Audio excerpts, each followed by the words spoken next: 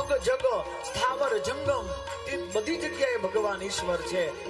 આહા, લાકડામાં જ અગ્નિ હોય, કોઈ કાષ્ટ હોય, લાકડું હોય, એમાં જ અગ્નિ હોય. લાકડામાં અગ્નિ હોય જ, કોઈ અધરથી અગ્નિ આવતો નથી. લાકડાની અંદર જ અગ્નિ છે, પણ એને કોઈ પ્રગટ કરવા વાળું તત્વ જોઈ, એને ઘર્ષણ કરીને પ્રગટ થાય. એ કોઈ ઉપરથી ન આવે. આપણે એમ સમજીએ કે ઓલી બાકસ થી અગ્નિ પ્રગટ થાય, ખોટી વાત.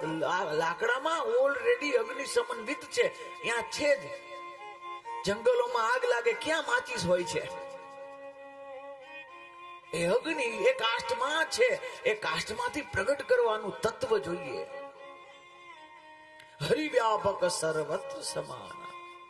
તો આ પ્રગટ થયેલો ઈશ્વર કાલ ગોકુળની અંદર ઉત્સવ, આઠમની અંદર ભગવાનનું પ્રાગટ્ય અને ઉત્સવ 9ને દિવસે, બીજે દિવસે થયો છે. ભગવાન શ્રી હરિ મથુરામાં પ્રગટ થયા, રહ્યા નહીં. હવે થોડોક આધ્યાત્મિક અર્થ જોઈએ. જો ભગવાન મથુરામાં પ્રગટ થયા, પણ એક રાત માટે મથુરામાં રહ્યા નથી. પ્રગટ મથુરામાં થયા છે, પણ એક રાત માટે પણ ભગવાન રહ્યા નથી.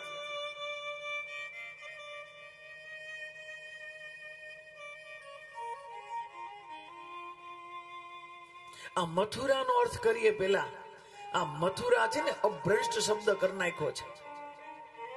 સાચો શબ્દ છે મધુરા. આપણે એમાંથી મથુરા કર્યું.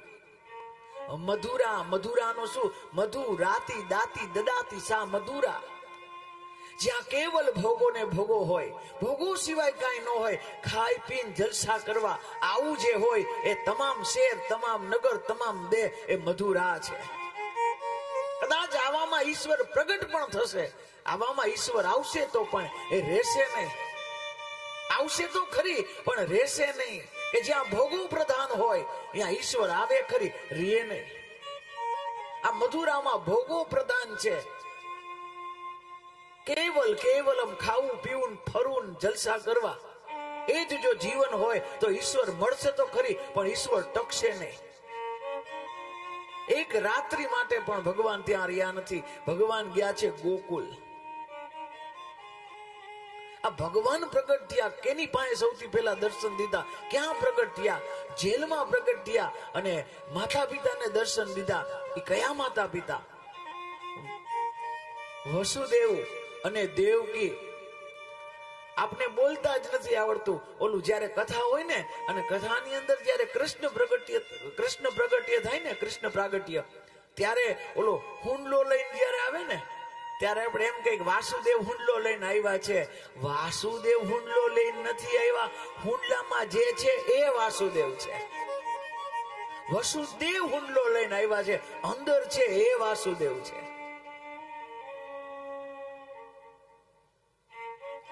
વસુદેવ એટલે શું?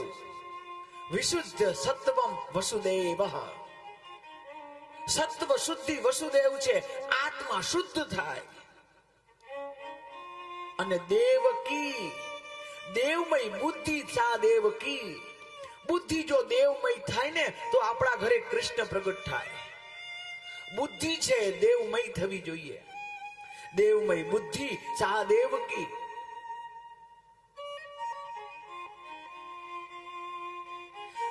અહીંયા ભગવાન પ્રગટ થયા છે. કથામાં કાલ આપણે જોયું, બંદીખાનામાં હતા, પણ ભગવાન પ્રગટ થયા તો બંધનો છૂટ્યા છે. આપણી અંદર પણ પરમાત્મા જો આવી જાય ને તો આપણા ઘણા બધા બંધનો છે. આ ગાંઠું છોડવી બહુ મોટી વાત છે. અહીંયા પૂજા કરાવે શાસ્ત્રીજી, ત્યારે 7 કાતરી વાળો ગાંઠ ઓલો વાસ મૂક્યો છે, એની પૂજા કરાવે. પહેલે દિવસે 1, બીજે દિવસે 2, એ 7 ગાંઠની પૂજા થાય.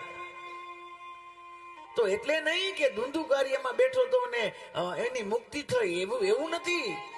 આ વાસ એ વાસનાઓ છે. આ વાસ એ વાસનાઓ છે, અને વાસનાઓની 7 ગાંઠ બાંધીને બેઠા છીએ આપણે. આવા પ્રકારની ગાંઠું છે. એક એક દિવસે કથા સાંભળીએ તો એક એક દિવસે એ ગાંઠું છૂટતી જાય.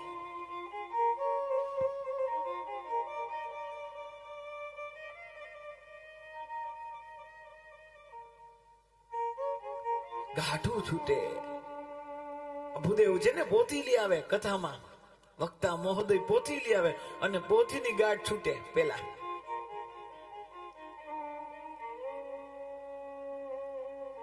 અને પછી કથા વાંચવાનું ચાલુ કરે તો પછી એ વાંચતા વાંચતા વાંચતા શ્રોતાઓના કાનમાં ભાગવતના શ્લોકો જાય ને તો પછી મગજની ઘણી બધી ગાંઠું છૂટી જાય.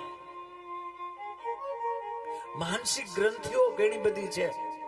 નાનું એવું જીવન, આની આરે નો બોલવું, આની આરે નો જામે, આ નો હાલે ને આવા ન હાલે. ગાંઠ છૂટે મનની માનસિક. તો અહીં દેવમય બુદ્ધિ, બુદ્ધિ હંમેશા દેવમય બને ત્યારે ભગવાન પ્રગટ થાય. બુદ્ધિ દેવમય બને સહદેવ કી. આહા,